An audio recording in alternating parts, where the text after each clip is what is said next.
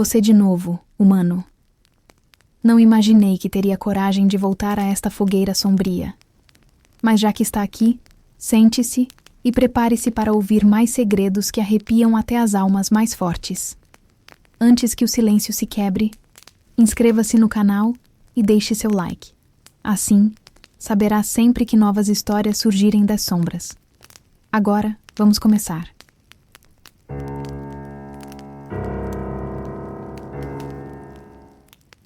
A nevasca desabou sobre os picos da Serra da Mantiqueira como um sudário branco e implacável.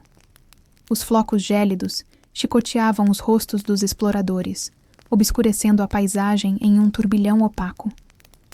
O vento uivava entre as rochas escarpadas, carregando consigo um frio cortante que penetrava as camadas de roupa térmica. O grupo, liderado pelo experiente montanhista Lucas, buscava vestígios de uma orquídea rara, a Spectra montana, lenda entre os botânicos por suas propriedades bioluminescentes e sua capacidade de florescer apenas em altitudes extremas. A ambição científica os trouxera até aquele isolamento gélido, um erro que logo se mostraria fatal. O silêncio opressor que se seguiu à súbita intensificação da tempestade era mais perturbador que o próprio vendaval. Os sons abafados da neve caindo criavam uma atmosfera irreal, como se o mundo ao redor tivesse sido emudecido. Foi então que Helena, a bióloga do grupo, notou algo. Uma sombra fugaz, movendo-se na periferia de sua visão, entre as densas cortinas de neve. Hesitou em mencionar, temendo que fosse apenas um truque de seus olhos cansados. Mas a sensação de ser observada persistia. Um arrepio percorrendo sua espinha apesar das múltiplas camadas de roupa. Um som sutil quebrou o silêncio tenso. Um farfalhar na neve, distante, mas inegavelmente presente. Lucas parou, erguendo a mão para que os outros fizessem o mesmo. O vento parecia ter diminuído por um instante, permitindo que o som se tornasse mais audível. Não era o som do vento, nem da neve caindo. Era algo mais orgânico. Um calafrio percorreu o grupo. A busca pela rara orquídea, que antes parecia uma aventura desafiadora, começava a se adquirir contornos sinistros. Uma apreensão fria se instalava em seus corações, prenunciando um perigo invisível, espreitando na vastidão branca da montanha. A primeira evidência concreta surgiu com um grito abafado. Marcelo, o geólogo do grupo, que se havia afastado brevemente para analisar uma formação rochosa, não retornava. Lucas chamou por ele, a voz abafada pelo vento que recomeçava a soprar com fúria. O silêncio respondeu, um silêncio carregado de uma ameaça tácita. Com o coração apertado, o grupo seguiu as pegadas de Marcelo na neve, que subitamente cessavam perto de um aglomerado de rochas, e então viram. Manchas vermelhas, vívidas contra o branco imaculado, salpicavam a neve. Um rastro irregular que sumia na direção de uma ravina escura. O pânico começou a se instalar. A racionalidade da ciência dava lugar a um medo primal, instintivo. A montanha, antes um objeto de estudo, agora parecia um predador adormecido que havia despertado. Tentaram contato via rádio, mas a estática era a única resposta. Estavam isolados, à mercê do que quer que tivesse atacado Marcelo. A noite se aproximava, tingindo o céu de tons arroxeados e intensificando o frio. Encontraram um pequeno abrigo sob uma saliência rochosa, onde acenderam uma fogueira hesitante, com os poucos galhos secos que conseguiram encontrar. As chamas dançantes lançavam sombras vacilantes nas paredes de pedra, transformando formas familiares em espectros ameaçadores. Enquanto o fogo crepitava, Helena compartilhou uma lenda local que ouvira de um antigo morador da região. Falava de um espírito da montanha, uma criatura ancestral com pelagem branca como a neve, olhos da cor do gelo e uma fúria implacável contra aqueles que perturbavam seu domínio. A princípio, a história pareceu um conto folclórico, mas à luz dos eventos recentes, ganhava uma aura sinistra. As pegadas que viram não eram de nenhum animal conhecido, e a forma como Marcelo desapareceu era como se tivesse sido simplesmente arrastado para as sombras. Naquela noite, o terror se intensificou. ouviram arranhões do lado de fora do abrigo, um som repetitivo e perturbador. As chamas da fogueira tremulavam, como se uma presença invisível as observasse. Carlos, o fotógrafo da expedição, jurou ter visto um par de olhos pálidos brilhando na escuridão, antes que sumissem na nevasca. O medo os paralisava, a sensação de serem caçados se tornando cada vez mais forte. Sabiam que não podiam ficar ali, mas a ideia de se aventurarem na noite gélida era igualmente aterradora. O predador parecia conhecê-los, espreitando nas sombras, esperando o momento certo para atacar novamente. A manhã trouxe uma falsa sensação de alívio. A nevasca havia diminuído, revelando uma paisagem coberta por um manto branco imaculado. Mas a ausência de Marcelo era um lembrete sombrio da ameaça que pairava sobre eles. Decidiram seguir a ravina onde viram o rastro de sangue, na esperança de encontrar algum vestígio, ou, na pior das hipóteses, entender o que estavam enfrentando. À medida que se aprofundavam na ravina, a atmosfera se tornava mais densa e fria. O silêncio era quase absoluto, quebrado apenas pelo som de seus próprios passos na neve. Encontraram o corpo de Marcelo perto de uma fenda na rocha. Seu rosto estava contorcido em um terror mudo, e seu corpo apresentava ferimentos profundos, dilacerantes, que não pareciam obra de nenhum animal selvagem conhecido. Havia também algo mais. Estranhos símbolos gravados na neve ao redor do corpo, formas geométricas que não reconheciam. Helena, lembrando-se da lenda, sentiu um calafrio percorrer sua espinha. Seriam aqueles os sinais do guardião da montanha? Enquanto examinavam os arredores, Lucas encontrou uma pequena caverna escondida atrás de uma cascata congelada.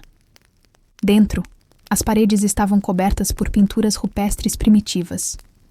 As imagens retratavam uma criatura pálida, com garras afiadas e olhos brilhantes, cercada por figuras humanas em posições de súplica ou sacrifício. Uma das pinturas mostrava a criatura emergindo de uma nevasca, atacando um grupo de pessoas semelhantes a eles. A conexão com a lenda local e com o que estavam vivenciando era inegável. A fera não era apenas um predador, parecia ser algo mais antigo, ligado à própria essência da montanha. O segundo ataque foi rápido e brutal. Uma sombra branca surgiu em meio aos pinheiros retorcidos, movendo-se com uma velocidade surpreendente. Daniel, o especialista em equipamentos, foi derrubado antes que pudesse reagir. A criatura era pálida, quase translúcida contra a neve, com garras longas e afiadas que brilhavam fracamente.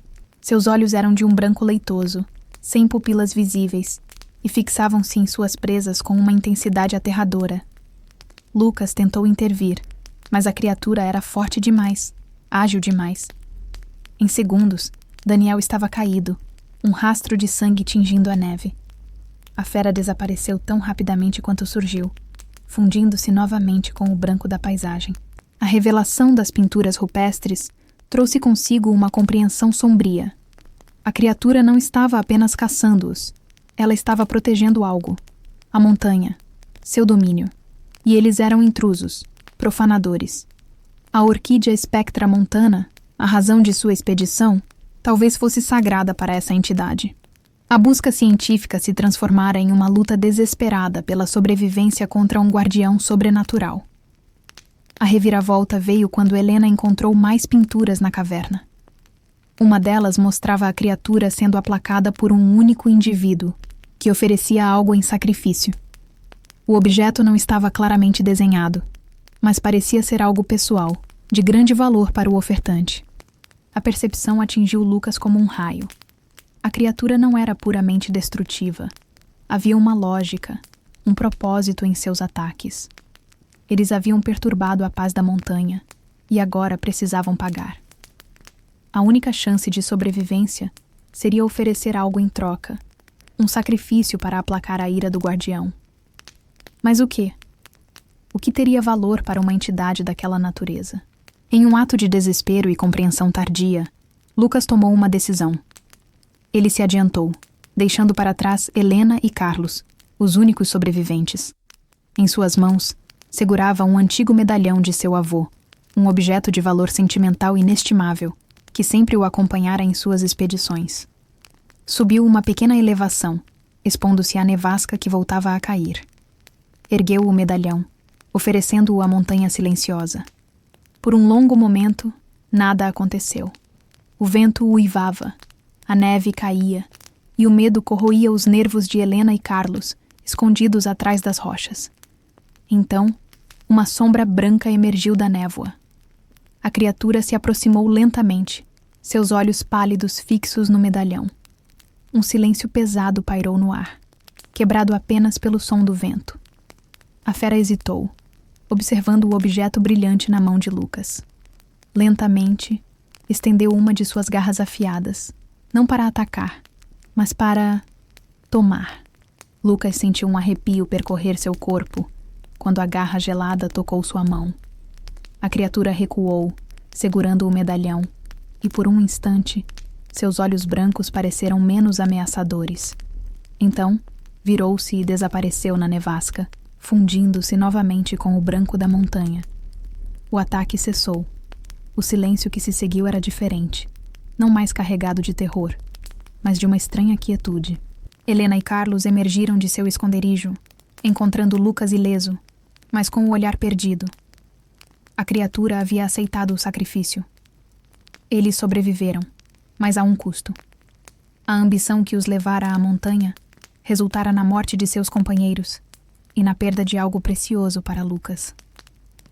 Ao descerem a montanha, deixando para trás o local amaldiçoado, Helena encontrou uma única flor branca, luminosa, desabrochando em meio à neve. Era a Spectra montana. Ela hesitou, mas não acolheu. Sabia que aquele lugar pertencia a outra força, um guardião silencioso que cobrava um preço por sua ousadia. Ao partirem, levaram consigo não apenas a dor da perda, mas a perturbadora certeza de que algo ancestral e poderoso residia naqueles picos gelados, observando silenciosamente qualquer um que ousasse perturbar seu eterno sono. E o medalhão, agora em posse da criatura, seria um lembrete constante do preço da sua invasão.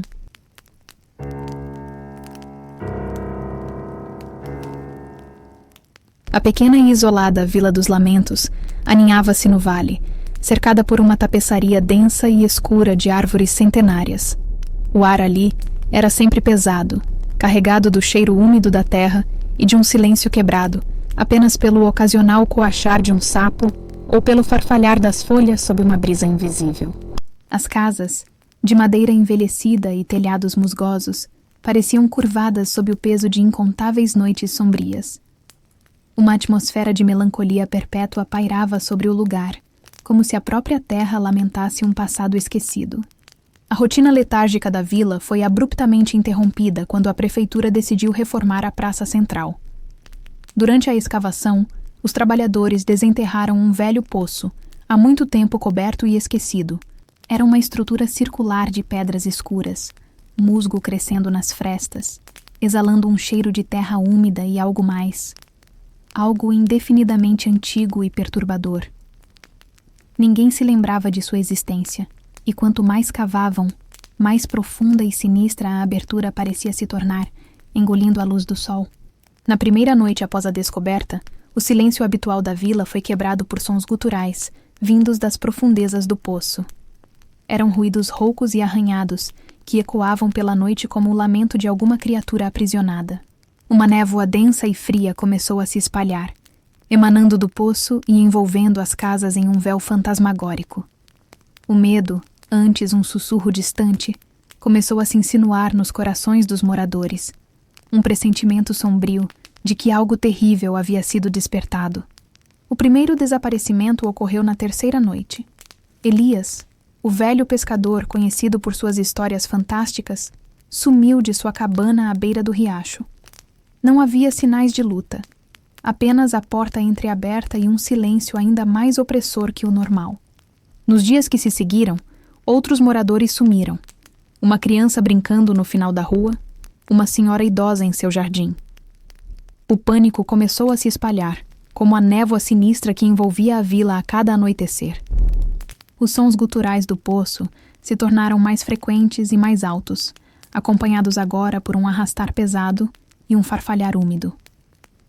Uma noite, sob a pálida luz da lua quase encoberta pela névoa, uma figura grotesca emergiu das profundezas. Era alta e disforme, com membros alongados terminando em garras afiadas, e olhos que brilhavam com uma luz amarelada e faminta. Sua pele parecia úmida e escura, e de sua boca emanava um fedor de terra podre e algo mais. Algo pútrido e indizível. O terror se materializara. A criatura começou a atacar, movendo-se com uma agilidade surpreendente apesar de seu tamanho. Suas garras dilaceravam carne e madeira com a mesma facilidade, e seus olhos pareciam sugar o medo de suas vítimas, tornando-o mais forte a cada ataque. Os aldeões, aterrorizados, trancavam suas portas e janelas, mas sabiam que era apenas uma questão de tempo até que a monstruosidade os alcançasse. A névoa densa parecia dançar ao redor da criatura, ocultando seus movimentos e amplificando o terror. Em meio ao caos e ao desespero, alguns dos moradores mais velhos se lembraram de antigas lendas sussurradas de geração em geração. Falavam de um mal adormecido sob a terra, selado há séculos por rituais esquecidos. O poço, eles perceberam com horror crescente, era a prisão dessa abominação.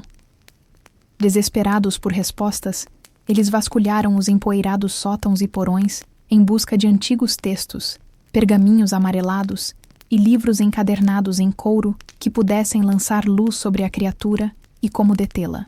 Após dias de busca frenética, encontraram um livro antigo, cuja capa estava desprovida de título e adornada com símbolos estranhos. As páginas amareladas e quebradiças descreviam uma entidade ancestral, aprisionada nas profundezas da terra, que se alimentava do medo e da angústia dos mortais. As ilustrações mostravam uma criatura horripilante, assustadoramente semelhante à que agora aterrorizava a vila. O livro mencionava que a única forma de acalmar sua fúria era através de um sacrifício voluntário, uma oferenda de grande valor para a criatura. A revelação lançou a vila em um novo nível de horror. A ideia de oferecer um dos seus para aplacar o monstro era insuportável, mas a alternativa, serem todos consumidos, era ainda mais terrível. As discussões se tornaram acaloradas e desesperadas. Quem seria escolhido? Como poderiam decidir quem deveria morrer para que os outros vivessem? O medo os corroía por dentro, tanto quanto a ameaça externa. A criatura parecia pressentir sua angústia, seus sons guturais ecoando com uma intensidade crescente a cada noite. Enquanto o terror paralisava alguns, outros tentavam desesperadamente encontrar uma maneira de lutar. Armaram-se com foices enferrujadas, machados e tochas, na vã esperança de deter a abominação. Mas a criatura era forte demais, rápida demais, e parecia se deleitar com seus esforços fúteis.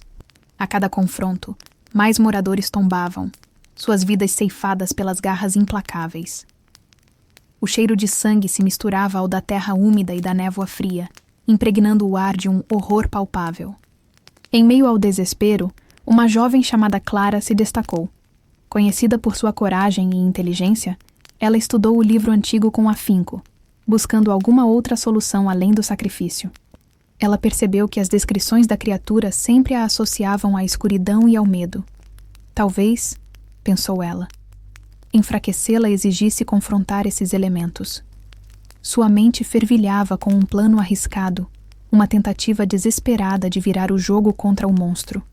Clara propôs que, em vez de um sacrifício passivo, eles deveriam tentar inundar o poço com luz e confrontar a criatura juntos, armados com sua coragem coletiva. A ideia parecia insana para muitos, mas o desespero lhes dava pouca escolha. Na noite seguinte, reuniram todas as tochas e lanternas que possuíam, determinados a descer ao poço e enfrentar o horror em seu covil. À frente, Clara carregava uma antiga lamparina a óleo, sua chama vacilante, um pequeno farol de esperança na escuridão iminente. Ao se aproximarem do poço, a névoa se adensou e os sons guturais se intensificaram, como se a criatura soubesse de sua aproximação. Hesitaram por um momento, o medo tentando paralisá-los. Mas Clara, com um olhar determinado, começou a descer pela escada de corda improvisada, sua lamparina lançando sombras dançantes nas paredes úmidas do poço. Os outros a seguiram, seus corações batendo forte no peito. No fundo do poço, a criatura os esperava. Sua forma grotesca se movia nas sombras, seus olhos brilhando com uma intensidade maligna. Ao ver a luz das tochas e da lamparina, ela recuou ligeiramente, sibilando em fúria. Clara avançou, erguendo a lamparina. A luz pareceu afetar a criatura, sua pele escura recuando como se queimada. Os outros aldeões, encorajados, ergueram suas tochas, cercando o monstro com um círculo de chamas vacilantes. A criatura soltou um urro de agonia e raiva, suas garras arranhando as paredes de pedra. Ela tentou atacar, mas a luz a mantinha à distância. Clara percebeu então a reviravolta. A criatura se alimentava do medo, mas a luz, símbolo da esperança e da coragem, a enfraquecia. Eles não precisavam de um sacrifício, precisavam confrontar seu medo. Com um grito uníssono, os aldeões avançaram, brandindo suas tochas. A criatura cambaleou para trás, seus olhos amarelados piscando em agonia. Lentamente, ela começou a se retrair, recuando para as profundezas escuras do poço de onde havia emergido. Os sons guturais diminuíram gradualmente, até cessarem por completo.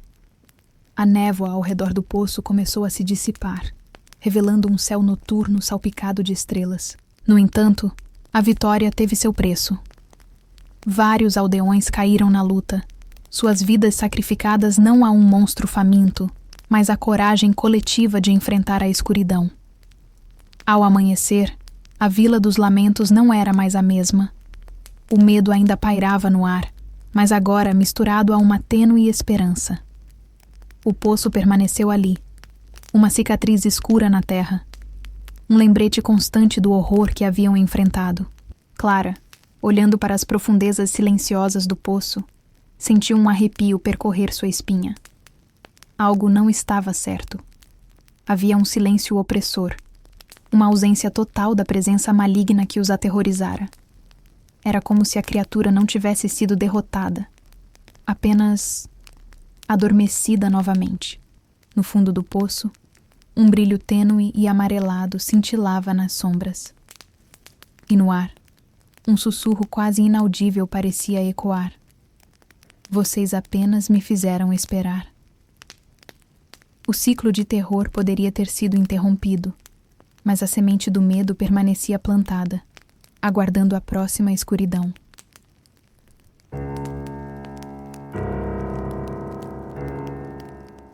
A densa floresta de Blackwood engolia a última luz do crepúsculo, transformando as árvores retorcidas em espectros sombrios contra um céu cor de chumbo. O ar frio da noite carregava o cheiro úmido de folhas em decomposição e o aroma pungente de pinho.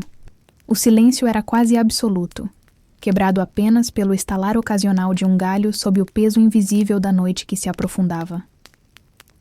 Para um grupo de caçadores experientes como aquele, acostumados aos sussurros da natureza selvagem, havia algo naquele silêncio que soava errado, um vazio premonitório. Eles eram 5. Jake, o líder taciturno e habilidoso rastreador. Sarah, a atiradora de precisão com nervos de aço. Ben, o especialista em armadilhas e sobrevivência. Emily, a jovem bióloga curiosa. E Marcus, o veterano corpulento com histórias para cada ocasião. Haviam se reunido para o que esperavam ser uma expedição de caça rotineira, buscando um cervo particularmente grande que havia sido avistado na região. Nenhum deles imaginava que em breve se tornariam a presa. O primeiro sinal de que algo estava terrivelmente errado foi sutil. Uma pegada na lama, grande demais para qualquer animal conhecido naquelas redondezas, com marcas de garras anormalmente longas e afiadas. Jake a examinou com uma carranca, a luz de sua lanterna tremeluzindo sobre a impressão misteriosa. Ele havia rastreado inúmeras criaturas na sua vida, mas nunca vira nada parecido. Um arrepio percorreu sua espinha, uma sensação instintiva de que haviam se aventurado em algo além do comum. À medida que penetravam mais fundo na floresta, a atmosfera se tornava mais opressora. As sombras pareciam se mover por conta própria, e sussurros indistintos dançavam ao redor deles, trazidos por uma brisa que não conseguiam sentir. Ben montou algumas armadilhas básicas, por instinto mais do que por uma ameaça definida. Emily, sempre a cientista, tentava racionalizar a pegada em comum, falando de mutações genéticas ou animais raros. Mas mesmo em sua voz, havia uma nota de incerteza. O primeiro ataque foi repentino e brutal.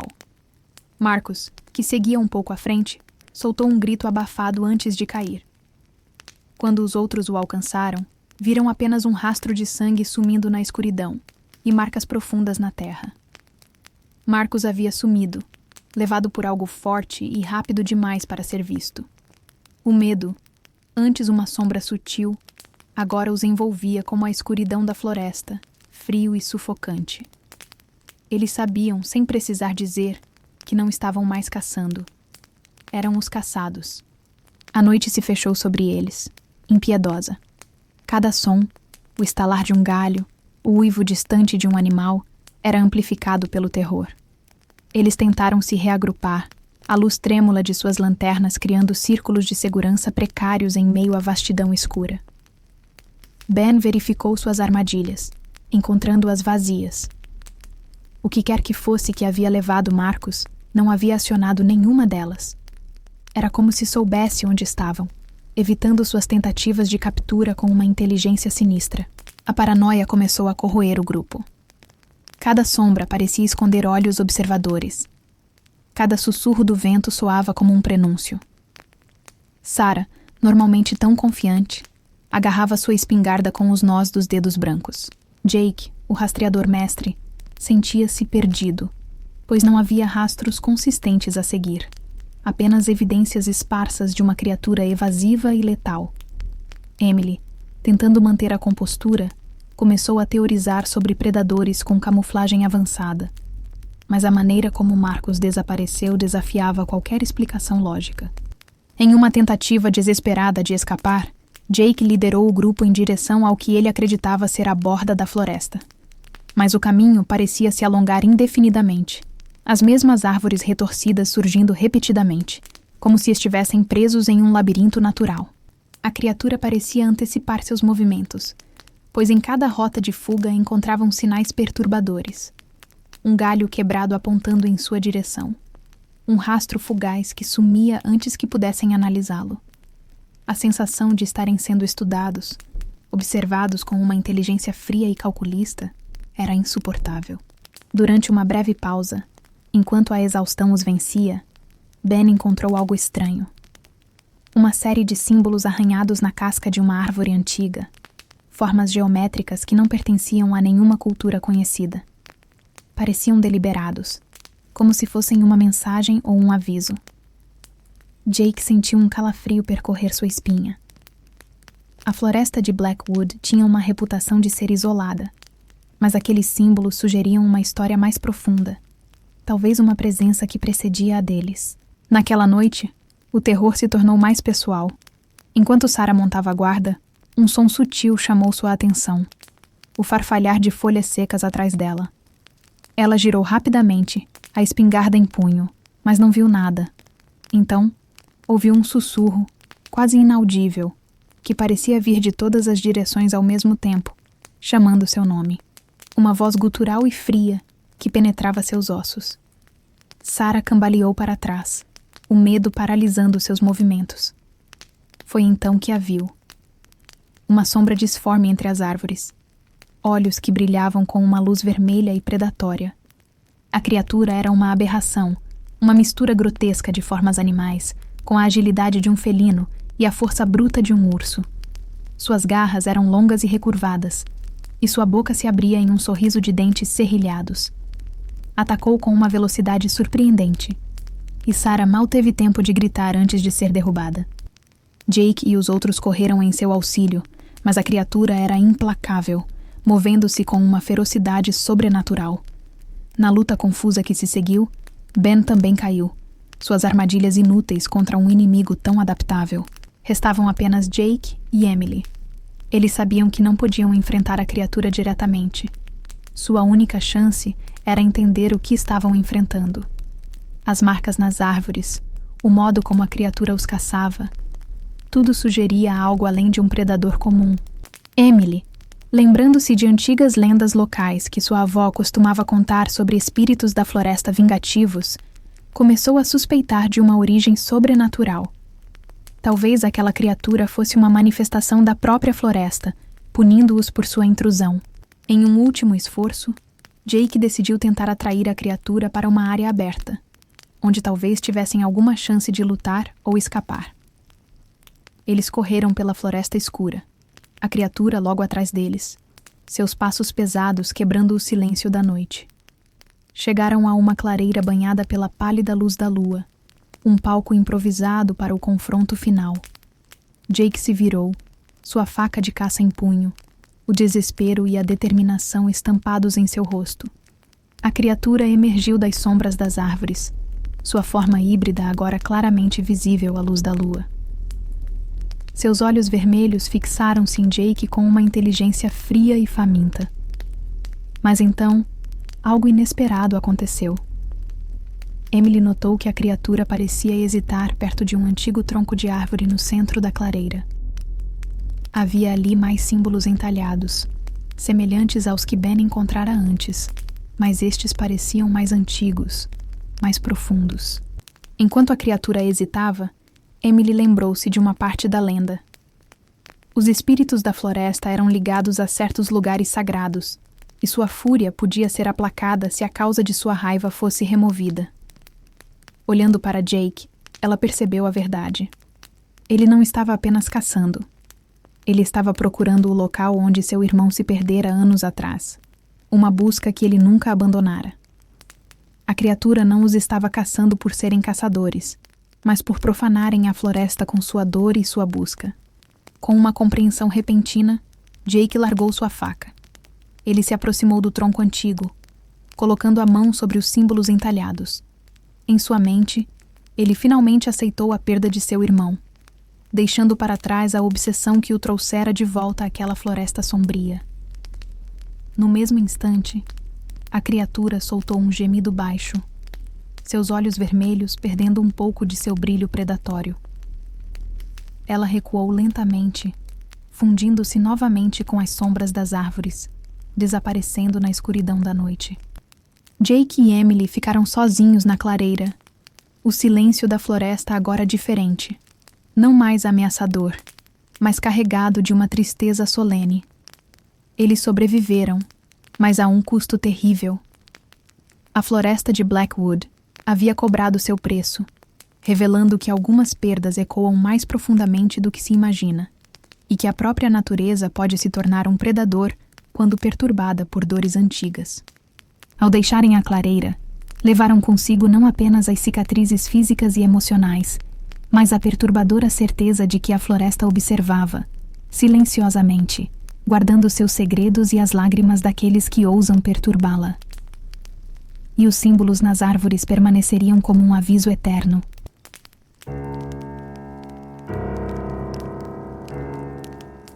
O Lago Sereno, ironicamente nomeado, estendia-se como uma mancha escura no coração do Vale da Sombra.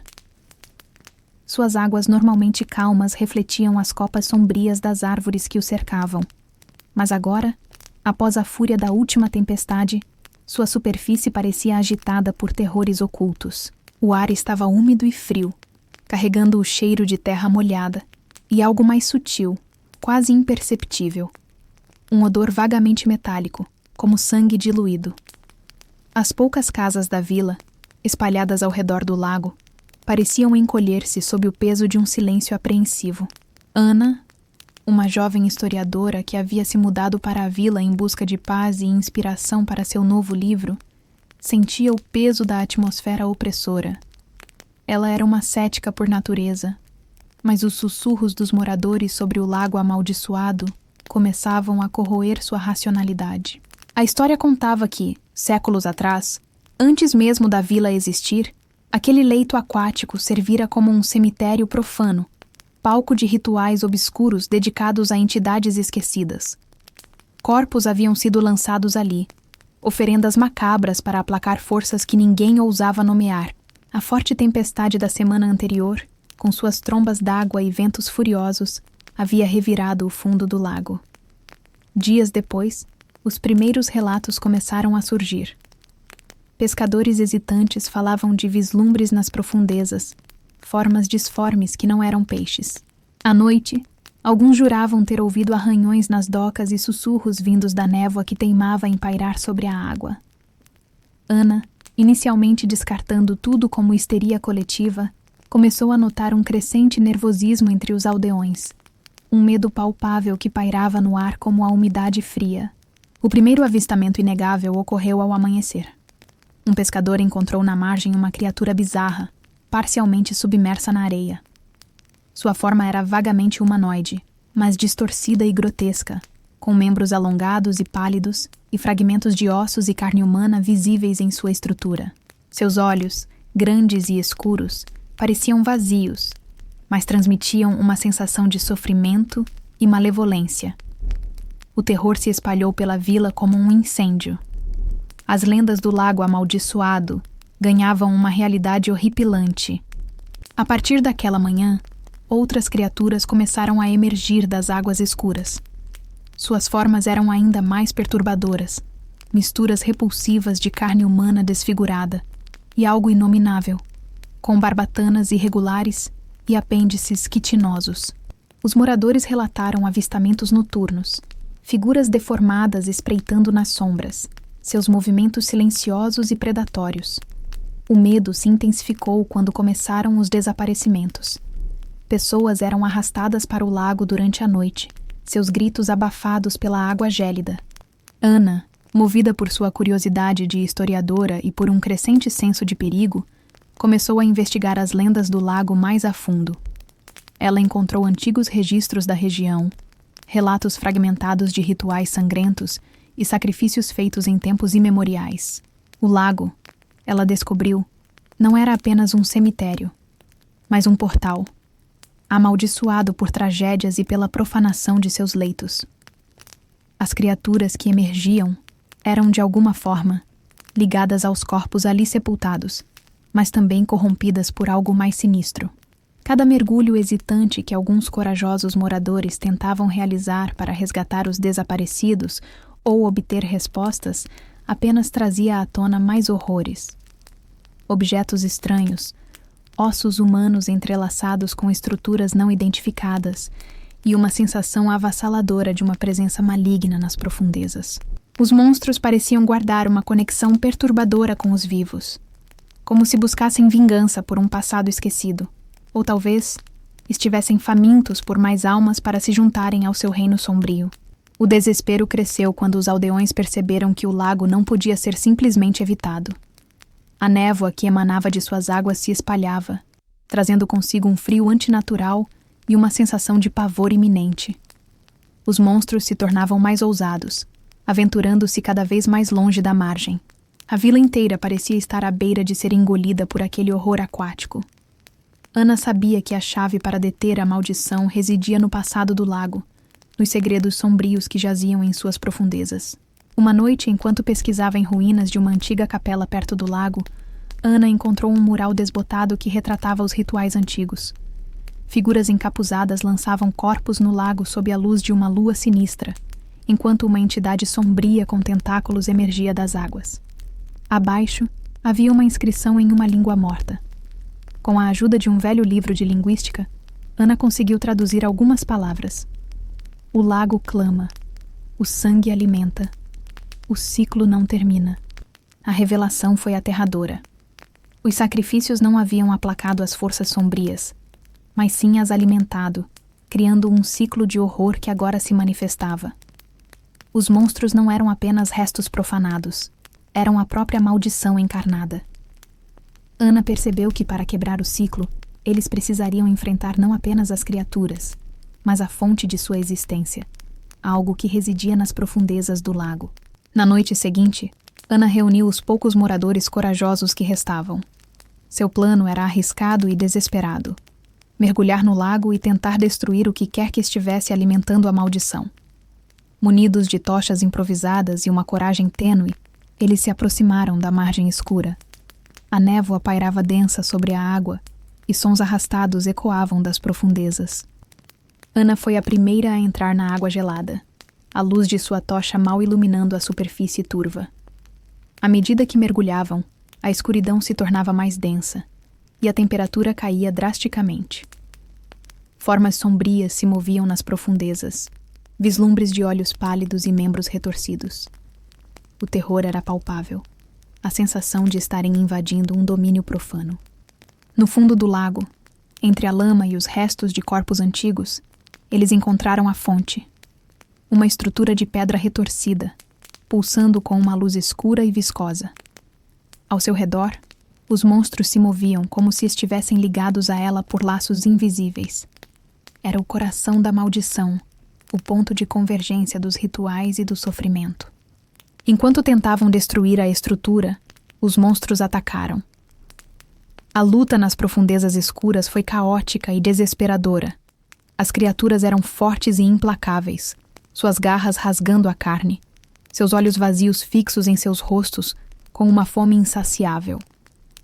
Um a um, os corajosos moradores foram sucumbindo, arrastados para as sombras ou dilacerados pelas garras afiadas. Ana, vendo seus companheiros caírem, sentiu o desespero apertar seu coração. Mas ela sabia que não podia desistir. Com um último esforço, ela alcançou a estrutura pulsante e a golpeou com toda a sua força com uma ferramenta afiada que havia trazido. No mesmo instante, uma onda de energia escura emanou da pedra, sacudindo a água ao redor. Os monstros recuaram, seus gritos ecoando de agonia. Então, uma reviravolta terrível ocorreu. Ao tocar a estrutura, Ana teve vislumbres fragmentados dos rituais antigos, sentindo a dor e o terror dos sacrifícios. Ela percebeu que a maldição não era apenas um poder externo, mas também estava ligada aos próprios moradores da vila, aos seus ancestrais que haviam participado ou testemunhado os horrores. E, de alguma forma, ela também estava conectada, talvez por sua chegada tardia, atraída pela ressonância sombria do lugar. Enquanto a estrutura começava a se desfazer, a própria Ana sentiu seu corpo se transformar, sua pele repuxando, seus ossos se alongando de formas antinaturais. Ela estava se tornando parte do horror do lago, mais uma oferenda para o ciclo macabro. Seu grito de terror se misturou aos estertores dos monstros, enquanto as águas escuras a engoliam. Na manhã seguinte, o lago sereno estava calmo novamente, sua superfície lisa, refletindo o céu pálido. Não havia sinais da luta da noite anterior, apenas a quietude sinistra de um lugar que guardava segredos profundos. Um único objeto flutuava na margem. O diário de Ana, aberto em uma página rabiscada com uma frase final. O lago sempre reivindica o que é seu. E nas profundezas escuras, novas formas começavam a se agitar, aguardando a próxima tempestade, o próximo ciclo.